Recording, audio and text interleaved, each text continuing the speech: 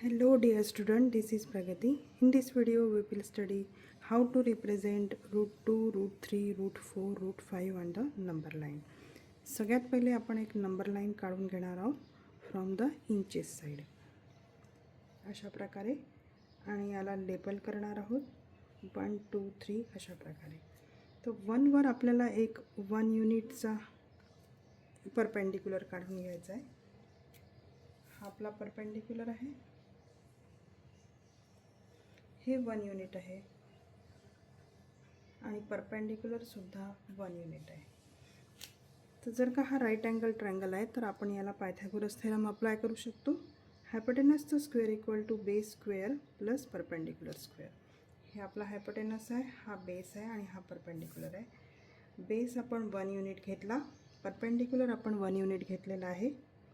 तर आपल्याला हायपोटेनसचा स्क्वेअर 2 मिळतो आणि हायपोटेनस आपल्याला रूट 2 मिळतो आहे.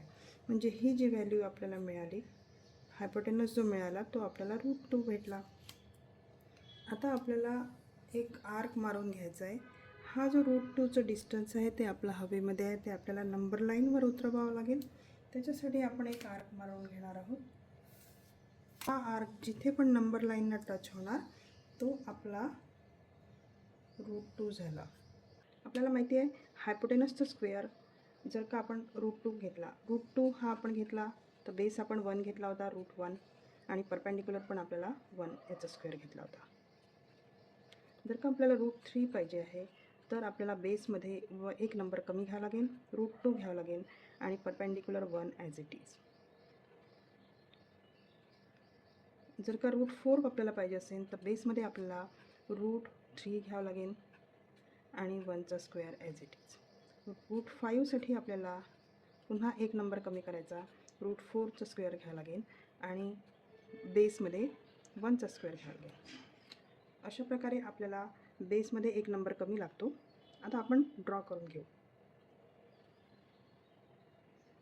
अशा प्रकारे मी रूट 2 वर एक परपेंडिक्युलर घेतला, तो पण 1 युनिटचा आहे. आता हे दोन पॉईंट्स जोडल्यानंतर हे जे डिस्टन्स आपल्याला मिळत आहे ते आपल्याला मिळत आहे रूट 3चं. तर आपण एक आर्क मारून घेऊ.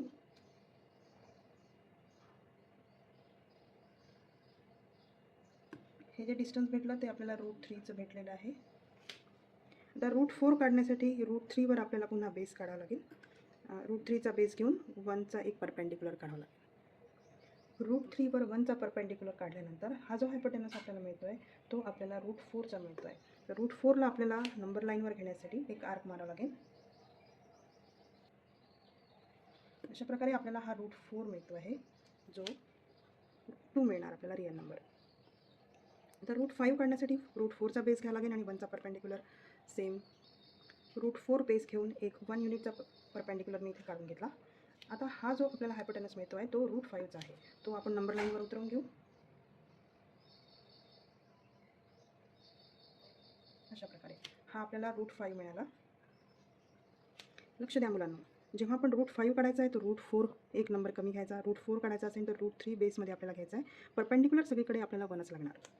अशाच प्रकारे रूट 2 आणि रूट 3 हे जे रॅशनल नंबर्स आहेत ते आपल्याला कुठे मिळतील, तर 1 म्हणजे हा 1चा स्क्वेअर आहे, 1चा स्क्वेअर आणि 2चा स्क्वेअर ह्या दोनमध्ये हे नंबर मिळतील. तर लक्ष द्या मुलांनो, ह्याच्यावरून आपल्याला काय समजतं की every real number is represented by a unique point on the number line and also every point on the number line represent a unique real number. आता आपल्याला रूट 5 जर का काढायचा आहे तर तो कोणत्या रॅशनल नंबरमध्ये आपल्याला मिळणार, तर पहा 4 हा एक कंप्लीट स्क्वेअर नंबर आहे.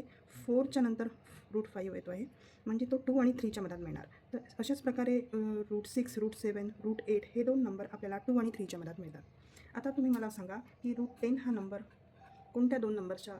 कोणत्या दोन रॅशनल नंबर्समध्ये मिळणार, रूट 17 कुठे मिळणार, रूट 26 आपल्याला कुठे मिळणार, रूट 37 आपल्याला कुठे मिळणार, रूट 65 आपल्याला कुठे मिळणार, रूट 82 आपल्याला कुठे मिळणार. आणि त्याच्यासोबत हा पण विचार करा की परपेंडिक्युलर तर सगळीकडे 1च लागणार आहे, पण बेसची व्हॅल्यू इथे काय राहणार आहे. If you understand well please type yes in the comment. Thank you.